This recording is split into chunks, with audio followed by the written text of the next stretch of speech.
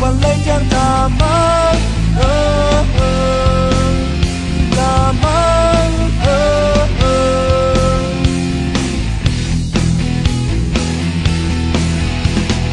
hiệp hồ giao lưu